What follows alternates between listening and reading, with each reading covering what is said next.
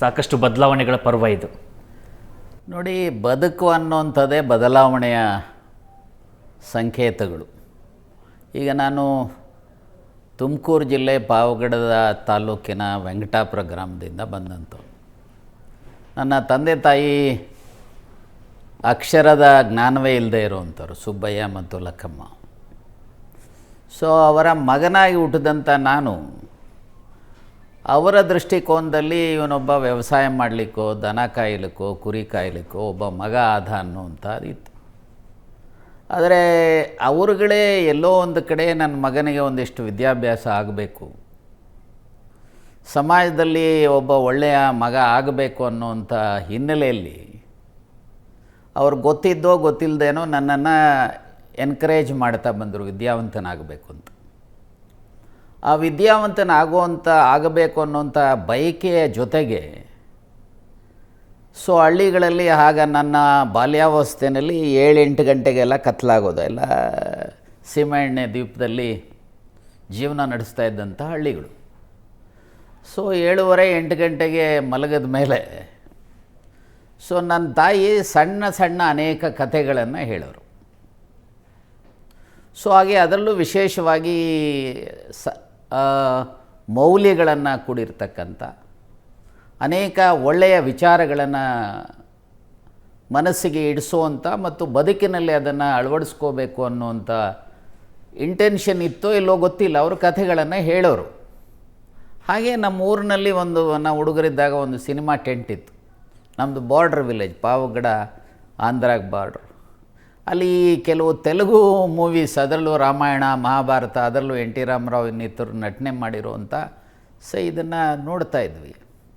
ಹಾಗಾಗಿ ನಾನು ಯಾಕೆ ಜಸ್ಟ್ ಇದನ್ನು ಪ್ರಸ್ತಾಪ ಮಾಡಿದೆ ಅಂತ ಹೇಳಿದ್ರೆ, ಬದುಕು ಬದಲಾವಣೆಯ ಒಂದು ಆದಿ ಆಗಿರುವಂಥ ಹಿನ್ನೆಲೆಯಲ್ಲಿ ಒಬ್ಬ ಕೃಷಿಕನ ಮಗನಾಗಿ ಇವತ್ತು ವಕೀಲನಾಗಿ, ಸಂಸತ್ ಸದಸ್ಯನಾಗಿ, ವಿರೋಧ ಪಕ್ಷದ ನಾಯಕನಾಗಿ, ಶಾಸಕನಾಗಿ, ಸೊ ಹಾಗೆ ಅನೇಕ ಬದಲಾವಣೆಗಳ ಪರ್ವದಲ್ಲಿ ನನ್ನದೇ ಆಗಿರುವಂಥ ರೀತಿಯಲ್ಲಿ ಬೆಳೆದು ಬಂದಿರುವಂಥದ್ದಕ್ಕೆ ಸೊ ಬದಲಾವಣೆ ಅನ್ನುವಂಥದ್ದು ಬದುಕಿನಲ್ಲಿ ಒಂದು ರೀತಿಯ ಅವಿಭಾಜ್ಯ ಅಂಗ ಅನ್ನುವಂಥದ್ದು.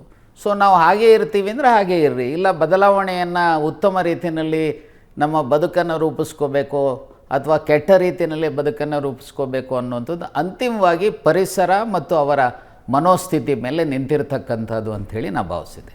ನಿಮ್ಮ ಬದುಕನ್ನು ನೋಡ್ತಾ ಬಂದರೆ ಎಷ್ಟೇ ಬದಲಾವಣೆಗಳಾಗಿದ್ದರೂ ಒಂದು ವಿಚಾರದಲ್ಲಿ ಮಾತ್ರ ಅದು ನಿಮ್ಮ ಹತ್ರನೂ ಸುಳಿದಿಲ್ಲ ಅಥವಾ ಯಾವುದೇ ರೀತಿಯಂಥ ಆರೋಪಗಳು ಕೂಡ ಬರದೇ ಇರೋದಂದರೆ ಭ್ರಷ್ಟಾಚಾರದ ವಿಚಾರದಲ್ಲಿ. ಸಾಕಷ್ಟು ಜನರನ್ನು ನಾವು ನೋಡ್ತೀವಿ, ಅಧಿಕಾರ ಕರಪ್ಟ್ಸ್ ಅಂತ ಹೇಳ್ತಾರೆ, ಆದರೂ ಕೂಡ ಅದು ನಿಮ್ಮ ಹತ್ರ ಬರದೇ ಇರೋದಕ್ಕೆ ಈ ಮೌಲ್ಯಗಳು ತುಂಬ ಪ್ರಭಾವವನ್ನು ಬೀರ್ತಾ ಅಂತ. ನೋಡಿ, ನಾನು ಅನೇಕ ಸಾರಿ ನನ್ನ ಮೇಲೆ ಒಬ್ಬ ಹುಡುಗ PhD ಮಾಡಿದ್ದಾನೆ, ಗುಲ್ಬರ್ಗ ಹುಡುಗ. PhD ಮಾಡಿ ಅದನ್ನು ಬುಕ್ಕನ್ನು ಸೊ ಲಾಸ್ಟ್ ಇಯರ್ ಡಿಸೆಂಬರ್ 5 ಅಂತ ಕಾಣುತ್ತೆ ನನಗೆ ಜ್ಞಾಪಕ ಇರೋಗೆ, ಅವತ್ತಿನ ಮುಖ್ಯಮಂತ್ರಿಗಳಾದಂಥ ಸಿದ್ದರಾಮಯ್ಯನವರು, ಉಪಮುಖ್ಯಮಂತ್ರಿಗಳಾದಂಥ ಅವತ್ತು ಆ ಕಾಲಘಟ್ಟದಲ್ಲಿ DK ಶಿವಕುಮಾರ್ ಅವರು, ಜಸ್ಟಿಸ್ ನಾಗಮೋಹನ್ ದಾಸ್, ಬರಗೂರು ರಾಮಚಂದ್ರಪ್ಪ, PJR ಸಿಂಧ್ಯಾ 3 ಗಂಟೆಗಳ ಕಾಲ ಸಾವಿರಾರು ಜನರ ಮುಂದೆ ಆ ಪುಸ್ತಕವನ್ನು ಬಿಡುಗಡೆ ಮಾಡಿ ಸೊ ಅದರಲ್ಲಿ ಕೊನೆಗೆ ನನ್ನನ್ನು ಮಾತನಾಡುವಂಥ ಸಂದರ್ಭದಲ್ಲಿ ಸೊ ಅದರಲ್ಲಿ ಅನೇಕ ವಿಚಾರಗಳನ್ನು ಒಂದು 10% ನನ್ನ ಜೀವನದ ಬಗ್ಗೆ ಬರೆದಿದ್ದಾರೆ. ನಾನು ಆ ಸಂದರ್ಭದಲ್ಲಿ ಹೇಳ್ತಾ ಇದ್ದೆ, ಬಹುಶಃ ನಾನೇನಾದರೂ ವಿದ್ಯಾವಂತನಾಗದೇ ಇದ್ದಿದ್ದರೆ, ನಾನೇನಾದರೂ ಸಿದ್ಧಗಂಗಾ ಮಠದ ವಿದ್ಯಾರ್ಥಿ 5 ವರ್ಷಗಳ ಕಾಲ ಆಗದೇ ಇದ್ದಿದ್ದರೆ, ಸೊ ಅದರ ಜೊತೆಗೆ ನಾನೇನಾದರೂ ವಕೀಲನಾಗದೇ ಇದ್ದರೆ ಬಹುಶಃ ನಾನೆಲ್ಲೋ ನಕ್ಸಲೇಟ್ ಆಗ್ತಾ ಇದ್ದೆ ಅನ್ನುವಂಥ ವಿಚಾರವನ್ನು ನಾನು ಹೇಳಿದ್ದೆ. ಯಾಕೆ ಅಂದರೆ ರೈಟೋ ರಾಂಗೋ ನನಗೆ ಬದುಕಿನಲ್ಲಿ ಪ್ರಾರಂಭದ ದಿನಗಳಿಂದನೂ ಸಹ ಈ ಅನ್ಯಾಯಗಳಾಗಲಿ, ದೌರ್ಜನ್ಯಗಳಾಗಲಿ, ಭ್ರಷ್ಟಾಚಾರ ಆಗಲಿ ಇದನ್ನು ನನಗೆ ಯಾವತ್ತೂ ಸಹ ಸಹಿಸೋದಕ್ಕಾಗ್ತಾ ಇರಲಿಲ್ಲ. ಸೊ ಹಾಗಾಗಿ ಎಲ್ಲೋ ಒಂದು ಕಡೆ ನನಗೆ ಗೊತ್ತಿಲ್ಲದೇ ನಾನು JP ಮೂವ್ಮೆಂಟಲ್ಲಿ ಸುಮಾರು 17 ತಿಂಗಳು 20 ದಿವಸಗಳ ಕಾಲ ಮೀಸಾಬಂದಿಯಾಗಿದೆ. ನಾನು ಮತ್ತು ರಾಜಾಜಿನಗರದ ಹಾಲಿ MLA ಸುರೇಶ್ ಕುಮಾರು, ಇನ್ನೊಬ್ಬ ಪಟ್ಟಾಭಿ ಅಂಥೇಳಿ ಹಾಸನದವರು, ಸೊ ಪಾರಸ್ಮಲ್ ಅಂಥೇಳಿ ಇನ್ನೊಬ್ಬ ಇಂಜಿನಿಯರಿಂಗ್ ಸ್ಟೂಡೆಂಟ್, ನಾವೆಲ್ಲ ಯಂಗ್ಸ್ಟರ್ಸ್, ಇವನ್ 18 ವರ್ಷ ಆಗಿರಲಿಲ್ಲ 75ರಲ್ಲಿ. ಸುಮಾರು ನಮ್ಮ ಜೈಲ್ ಮೇಟ್ಸ್ ಯಾರು, ದೇವೇಗೌಡರು, Ramakrishna Hegde, Atal Bihari Vajpayee, LK Advani, ಮಧುದಂಡವತೆ, ಶ್ಯಾಮನಂದನ್ Mishra, PJR Scindia, AK Subbaiah, ಈ ರೀತಿ ಅತಿರಥ ಮಹಾನ್ ವ್ಯಕ್ತಿಗಳು. ಆ 17 ತಿಂಗಳುಗಳ ಕಾಲ ಏನು ನಾವು ಜೈಲಲ್ಲಿದ್ವಿ, ಪ್ರತಿದಿನ ಅನೇಕ ಉದಾಹರಣೆಗೆ ದಂಡವತೆಯವರು ಗಾಂಧಿಯನ್ ವ್ಯಾಲ್ಯೂಸ್ ಮೇಲೆ ಸುಮಾರು ತಿಂಗಳಾನುಗಟ್ಟಲೆ ಪ್ರತಿ ದಿವಸ 1 ಅವರ್ ನಮಗೆ ಉಪನ್ಯಾಸ ಮಾಡೋರು. ಹಾಗೆ ಅಟಲ್ಜಿ ವಿದೇಶಾಂಗ ನೀತಿ ಬಗ್ಗೆ, LK ಅದ್ವಾನಿ ಎಲೆಕ್ಟ್ರೋಲ್ ರಿಫಾರ್ಮ್ಸ್ ಬಗ್ಗೆ. ಸೊ ಹಾಗೆ ಇವರು ಸಹ ಯಾರು ಶ್ಯಾಮ್ನಂದನ್ ಮಿಶ್ರಾ ಅವನು ಸಹ ವಿದೇಶಾಂಗ, ಯಾಕಂದರೆ ಅವರು ವಿದೇಶಾಂಗ ಮಂತ್ರಿಗಳಾಗಿದ್ದಂಥವ್ರು ನೆಹರು ಕ್ಯಾಬಿನೆಟ್ಟಲ್ಲಿ. ಸೊ ಹೀಗೆ ಅನೇಕ ವಿಚಾರಗಳನ್ನು ಬದುಕಿನಲ್ಲಿ ಬೇರೆ ಬೇರೆ ಹಂತಗಳಲ್ಲಿ ಬೇರೆ ಬೇರೆ ಕಾಲಘಟ್ಟಗಳಲ್ಲಿ ನಮ್ಮ ಮೇಲೆ ಪ್ರಭಾವ ಬೀರಿರ್ತಕ್ಕಂಥ ಹಿನ್ನೆಲೆಯಲ್ಲಿ, ಅದರಲ್ಲೂ ವಿಶೇಷವಾಗಿ JP ಮೂಮೆಂಟಿಂದ ನಾವು ಬಂದಂಥವ್ರು. JP ಮೂಮೆಂಟ್ ಪ್ರಾರಂಭ ಆಗಿದ್ದೇ ಬಿಹಾರಲ್ಲಿರ್ಬೋದು, ಗುಜರಾತಲ್ಲಿರ್ಬೋದು, ಭ್ರಷ್ಟಾಚಾರದ ವಿರುದ್ಧ. ಸೊ ಅಲ್ಲಿಯ ರಾಜ್ಯ ಸರ್ಕಾರಗಳ ಭ್ರಷ್ಟಾಚಾರದ ವಿರುದ್ಧ ಪ್ರಾರಂಭ ಆದಂಥ ಒಂದು ಆಂದೋಲನ, ಅದು 2ನೇ ಸ್ವಾತಂತ್ರ್ಯ ಸಂಗ್ರಾಮ ಅನ್ನುವಂಥ ರೀತಿಯಲ್ಲಿ ಆದಂಥದ್ದು. ಎಮರ್ಜೆನ್ಸಿ ಡಿಕ್ಲೇರ್ ಮಾಡಿದ್ದನ್ನು ಒಂದು ಕಾಲಘಟ್ಟದಲ್ಲಿ ಶ್ರೀಮತಿ ಇಂದಿರಾ ಗಾಂಧಿಯವರು ಸಹ ಅದಕ್ಕೆ ವಿಷಾದವನ್ನು ವ್ಯಕ್ತಪಡಿಸಿರ್ತಕ್ಕಂಥದ್ದು ಇದೆ. ನೋಡಿ, ಇವತ್ತು ನಾವು ಬಹಳ ಜನ ಮಾತನಾಡ್ತೇವೆ, ಅಯೋಧ್ಯೆ ಬಗ್ಗೆ ಮಾತನಾಡ್ತೇವೆ, ರಾಮನ ಬಗ್ಗೆ ಮಾತನಾಡ್ತೇವೆ. ಸೊ ಏನು ಆ್ಯಸ್ ಇಫ್ ನಾವೇ ರಾಮನ ಪರಮ ಭಕ್ತರು ಅನ್ನುವಂಥ ರೀತಿಯಲ್ಲಿ ಮಾತನಾಡ್ತಾರೆ. ಈಗ ಯಾರು ಪರಮ ಭಕ್ತರು ಅಂತ ಹೇಳ್ಕೊಂಡಿರೋವಂಥವ್ರನ್ನು ಸಹ ಈಗ ಅಯೋಧ್ಯೆ ರಾಮ ಮಂದಿರದಲ್ಲಿ 100 ಕೋಟಿಗಳ ಲೂಟಿ ಮಾಡಿರ್ತಕ್ಕಂಥದ್ದು ನೀವೇ ಮಾಧ್ಯಮದವರು ಚಿತ್ರಿಸ್ತಾ ಇದ್ದೀರಿ. ಸೊ ಆ ರಾಮಾಯಣದಲ್ಲಿ ರಾಮನ ಭಕ್ತನಾದಂಥವನು ರಾಮನ ಆದರ್ಶಗಳನ್ನಾದರೂ ನೋಡಬೇಕಲ್ವ. ನೋಡಿ, ಈಗ ಅಯೋಧ್ಯಾಕಾಂಡ ಸರ್ಗ 100. ರಾಮಾಯಣದಲ್ಲಿ ಈಗ ನಾನು ಹಳ್ಳಿಯಿಂದ ಬಂದಂಥವ, ನಾನು ರಾಮಾಯಣವನ್ನು ಸಿನಿಮಾಗಳಲ್ಲಿ ಅಥವಾ ಇನ್ನೊಂದರಲ್ಲಿ ಅಲ್ಲಿ ನೋಡಿ ಒಂದಿಷ್ಟು, ಆದರೆ ಸೊ ನಾನು ಮಹರ್ಷಿ ವಾಲ್ಮೀಕಿಯ ವಂಶಸ್ಥನಾಗಿ ಹುಟ್ಟಿರೋವಂಥ ಹಿನ್ನೆಲೆಯಲ್ಲಿ, ಸೊ ಎಲ್ಲೋ ಒಂದು ಕಡೆ ಕ್ಯೂರಿಯಾಸಿಟಿ ಬೆಳೆದಂಥ ಹಿನ್ನೆಲೆಯಲ್ಲಿ ರಾಮಾಯಣವನ್ನು ಅಧ್ಯಯನ ಮಾಡ್ತಾ ಬಂದಿದ್ದೆ. ನನಗೆ ನನ್ನ ಜೀವನದಲ್ಲಿ ಪೆಟ್ ಸಬ್ಜೆಕ್ಟ್ಸ್ ಅಂದರೆ 3: ಒಂದು ರಾಮಾಯಣ, ಇನ್ನೊಂದು ಮಹಾಭಾರತ, ಇನ್ನೊಂದು ಸಂವಿಧಾನ. ಸಂವಿಧಾನ ನನ್ನ ವೃತ್ತಿಗೋಸ್ಕರ ಅಥವಾ ನನ್ನ ಸಾರ್ವಜನಿಕ ಬದುಕಿಗೋಸ್ಕರ ಇರುವಂಥದ್ದು. ಸೊ ಒಂದು ಕಡೆ ಹೇಳ್ತಾರೆ, ಇಷ್ಟಾಭಾರ್ಯ ಸುಮಿತ್ರಂಚ ತಾಂಬೂಲಂ ಭಾರತೀ ಕಥಾ ಅಂತ. ಇಷ್ಟವಾದಂಥ ಹೆಂಡತಿ, ಇಷ್ಟವಾದಂಥ ಸ್ನೇಹಿತ, ತಾಂಬೂಲ ಮತ್ತು ಭಾರತದ 2 ಕಥೆಗಳು ರಾಮಾಯಣ ಮತ್ತು ಮಹಾಭಾರತವನ್ನು ಪ್ರತಿನಿತ್ಯ ನೋಡಿದ್ರು, ಪ್ರತಿನಿತ್ಯ ಓದಿದ್ರು, ಪ್ರತಿನಿತ್ಯ ಸ್ನೇಹಿತರಾಗಿ ಜೊತೆಯಲ್ಲಿದ್ದರು ಸಹ, ಹೆಂಡತಿ ಜೊತೆಯಲ್ಲಿದ್ದರು ಸಹ. ಸೊ ಅಥವಾ ತಾಂಬೂಲವನ್ನು ಪ್ರತಿನಿತ್ಯ ಆದರೂ ಸಹ ಅದು ಬೇಸರನೇ ಆಗೋದಿಲ್ವಂತೆ. ಹಾಗೆ ರಾಮಾಯಣ ಮಹಾಭಾರತದಲ್ಲಿ ಹೊಸ ಹೊಸ ವಿಚಾರಗಳನ್ನು ನೋಡಲಿಕ್ಕೆ ಸಾಧ್ಯತೆ ಇದೆ. ಈಗ ಉದಾಹರಣೆಗೆ ಅಯೋಧ್ಯಾಕಾಂಡ ಸರ್ಗ 100. ರಾಮಾಯಣದಲ್ಲಿ ಸುಮಾರು 24,000 ಶ್ಲೋಕಗಳಿದ್ದಾವೆ, 500 ಸರ್ಗಗಳಿದ್ದಾವೆ, 7 ಕಾಂಡಗಳಿದ್ದಾವೆ. ಸೊ ಅಯೋಧ್ಯಾಕಾಂಡ ಸರ್ಗ 100ಅಲ್ಲಿ ಮೇ ಬಿ ಅರೌಂಡ್ 87 ಶ್ಲೋಕಾಸ್ ಇದೆ. ಇದು it's a conversation between Rama ಮತ್ತು ಭರತ. ಆ ಕಾಡಿನಲ್ಲಿ ಭಾರದ್ವಾಜರ ಆಶ್ರಮದ ಪಕ್ಕದಲ್ಲಿರಬೇಕಾದ್ರೆ ಅವರಿಗೆ ತಮ್ಮ ಬಂದು, ಅಣ್ಣ ತಪ್ಪಾಗಿದೆ, ನೀನು ಬಾ ರಾಜನಾಗು ಮತ್ತೆ ಮುಂದುವರಿಸು. ಅರೆ ಇವತ್ತು ನಾನು ಗ್ರಾಮ ಪಂಚಾಯಿತಿ ಅಧ್ಯಕ್ಷ ಬಿಡ್ತೀನಿ ಬಾ ಅಂತ ಬಿಡೋದಕ್ಕೆ ಯಾರೂ ಸಿದ್ಧರಿರೋದಿಲ್ಲ. ಇನ್ನು ಬಿಡಿ, ರಾಜ ಅಂದರೆ ಚಕ್ರವರ್ತಿ, ಭಾರತದ ಪ್ರಧಾನಿ ಅಥವಾ ರಾಜ್ಯದ ಮುಖ್ಯಮಂತ್ರಿ ಸ್ಥಾನ ಬಿಡ್ತೀವಿ ಅಂದರೆ ಯಾರಾದರೂ ಬಿಡ್ತಾರಾ?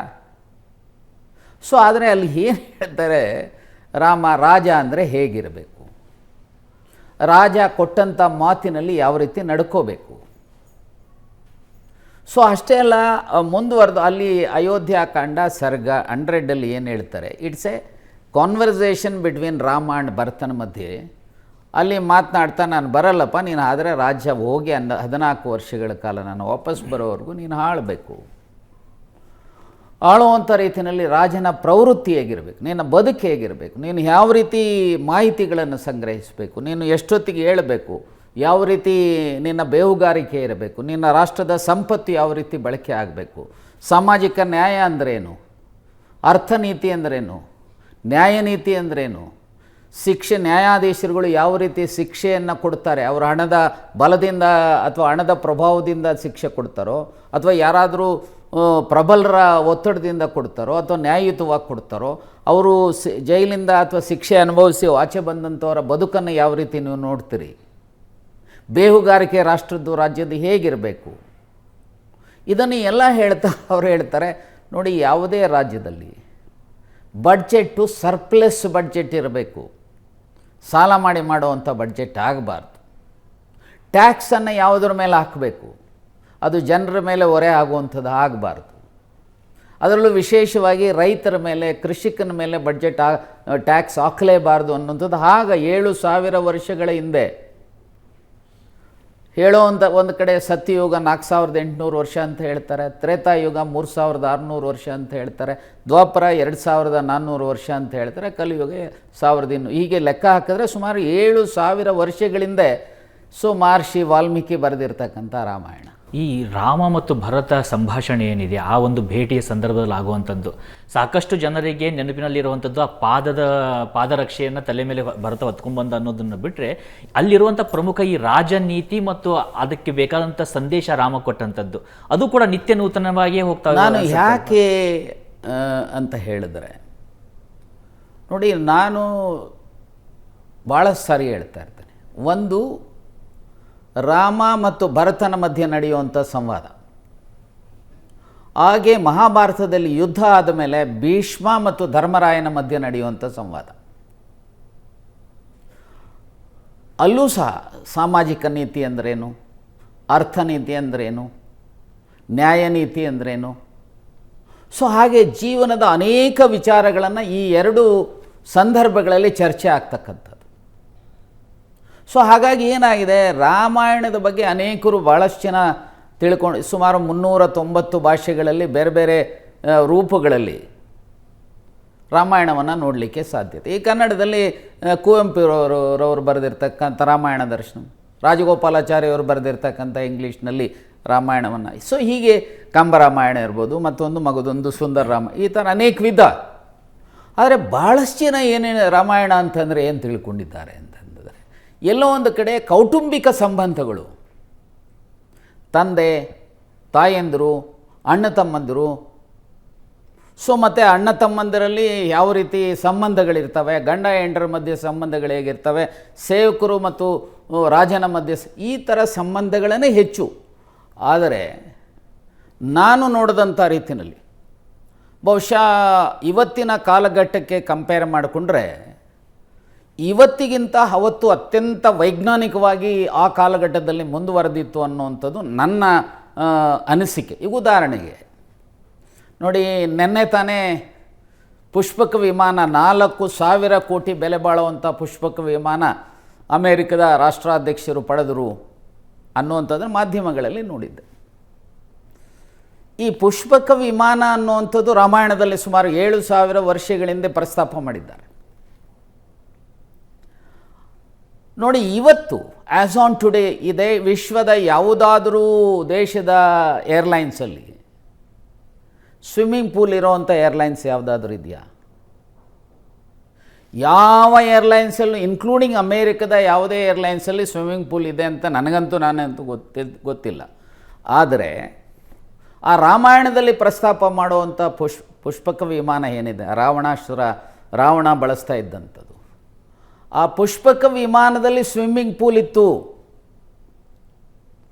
ಅದರಲ್ಲಿ ಆ ರಾವಣ ಮತ್ತು ಅವನ ಸ್ನೇಹಿತರು ಅಥವಾ ಅವನ ಹೆಣ್ಣು ಮಕ್ಕಳ ಜೊತೆಯಲ್ಲಿ ಅವನು ರತಿ ಕ್ರೀಡೆ ನಡೆಸ್ತಾ ಇದ್ದ, ಜಲಕ್ರೀಡೆ ನಡೆಸ್ತಾ ಇದ್ದ ಅಂತೇಳಿ ಬರೀತಾರೆ. ಒಂದು ಕಡೆ ಅಲ್ಲ, 2-3 ಕಡೆ ಬರೀತಾರೆ. ಆದರೆ it is A clear indication. ವೈಜ್ಞಾನಿಕವಾಗಿ ಅವತ್ತು ಬರೀ ಪುಷ್ಪಕ ವಿಮಾನ ಅಂದರೆ ಯಾರೋ 4 ಜನ ಹೋಗುವಂಥದ್ದಲ್ಲ. ಯುದ್ಧ ಆದಮೇಲೆ ರಾಮ, ಲಕ್ಷ್ಮಣ, ಸೀತೆ, ಆಂಜನೇಯ ಬಿಟ್ಟು ಮಿಕ್ಕ ಎಲ್ಲರೂ ಸಹ ಲಂಕೆಯಿಂದ ಅಯೋಧ್ಯೆಗೆ ಅದರಲ್ಲಿ ಬರ್ತಾರೆ. ಅಂದರೆ ಅಷ್ಟು ವಿಶಾಲವಾದಂಥ ವಿಮಾನ ಅನ್ನುವಂಥದ್ದನ್ನು ನಾನು ಎಷ್ಟೋ ಬಾರಿ ಈ ಚರ್ಚೆಗಳು ಬಂದಾಗ ನನಗನ್ನಿಸ್ತಾ ಇರುತ್ತೆ, ಒಬ್ಬ ಕವಿಯಾದಂಥವನು ಇರುವಂಥ ವಸ್ತುವನ್ನು ಎಕ್ಸಾಗ್ರೇಟ್ ಮಾಡಿ ಹೇಳೋಕ್ಕಾಗತ್ತೆ, ಆದರೆ ಸುಮಾರು 7,000-8,000 ವರ್ಷದ ನಂತರ ಬರುವಂಥ ವಿಮಾನದ ಬಗ್ಗೆ ಕಲ್ಪನೆ ಮಾಡ್ಕೊಂಡಂತೂ ಬರೆಯೋದಕ್ಕಾಗೋದಿಲ್ಲ ಅಲ್ವಾ? ಆದರೆ ನಾನೇನು ಇದು ಎಕ್ಸಾಗರೇಷನ್ ಅಂತ ನನಗನ್ಸಲ್ಲ. ನಾವು ಕರೆಕ್ಟಾಗಿ ನಮ್ಮ ಸರಿಯಾದಂಥ ದೃಷ್ಟಿಕೋನದಲ್ಲಿ ಅದನ್ನು ನೋಡಿದ. ಈಗ ಉದಾಹರಣೆಗೆ ಇಲ್ಲೇ ಜಸ್ಟ್ 1 ಕಿಲೋಮೀಟ್ರ್ ದೂರದಲ್ಲಿ ಕಾವೇರಿ ಥಿಯೇಟ್ರ್ ಹತ್ರ ಅಂಡರ್ಪಾಸನ್ನು ಮಾಡಿದ್ರು. ಅಂಡರ್ಪಾಸನ್ನು 48 ಅವರ್ಸಲ್ಲಿ ಮಾಡ್ತೀವಿ ಅಂಥೇಳಿ ತಗೊಂಡಂಥ ಅವತ್ತಿನ ಕಾಲಘಟ್ಟದಲ್ಲಿ. ಹಾಗೆ ಅಲ್ಲಿ ರಾಮೇಶ್ವರದಿಂದ ಲಂಕೆಗೆ ಹೋಗಬೇಕಾದ್ರೆ ವಾನರ ಸೈನ್ಯ ಮತ್ತು ರಾಮ ಲಕ್ಷ್ಮಣ ಆಂಜನೇಯ ಅವರ ಇಡೀ ಸಮೂಹ ಹೋಗಬೇಕಾದ್ರೆ ಅಲ್ಲಿ ಒಂದು ಹ್ಯಾಂಗಿಂಗ್ ಬ್ರಿಡ್ಜನ್ನು, ಈಗೇನು ನಾವು ಕೆ ಆರ್ ಪುರಮಲ್ಲಿ ಹ್ಯಾಂಗಿಂಗ್ ಬ್ರಿಡ್ಜ್ ನೋಡ್ತೀವಿ, ಹಾಗೆ ಅಲ್ಲಿ ನಲ ಅನ್ನುವಂಥ ಒಬ್ಬ ವಾನರ ಸೈನ್ಯದ ಒಬ್ಬ ಆರ್ಕಿಟೆಕ್ಟ್ 100 ಯೋಜನೆಗಳ ಉದ್ದದ ಆ ಒಂದು ಹ್ಯಾಂಗಿಂಗ್ ಬ್ರಿಡ್ಜನ್ನು, ಸೊ ಒಬ್ಬೊಬ್ಬರು ಒಂದೊಂದು ರೀತಿಯಲ್ಲಿ ಹೇಳ್ತಾರೆ, ಅದು ತೇಲುವ ಕಲ್ಲುಗಳನ್ನು ಹಾಕಿದ್ರು. ಸೊ ಇವತ್ತಿಗೂ ಅದರ ಕುರುಹುಗಳು ಇವತ್ತು ನಮಗೂ ಕಾಣ್ತೇವೆ. ಅಂದರೆ ವೈಜ್ಞಾನಿಕವಾಗಿ ಸೊ ಆ ರೀತಿಯ ಒಂದು ಸಮುದ್ರದಲ್ಲಿ ಹ್ಯಾಂಗಿಂಗ್ ಬ್ರಿಡ್ಜನ್ನು ಮಾಡುವಂಥ ವೈಚಾರಿಕತೆ ಅವತ್ತಿನ ಕಾಲಘಟ್ಟದಲ್ಲಿ ಇತ್ತು ಅನ್ನುವಂಥದ್ದನ್ನು ನಾವು ಇದನ್ನು ಹೇಗೆ ನೋಡ್ತೀವಿ ಅನ್ನೋದನ್ನು ದೃಷ್ಟಿಕೋನದ ಮೇಲೆ ಹೋಗುತ್ತೆ.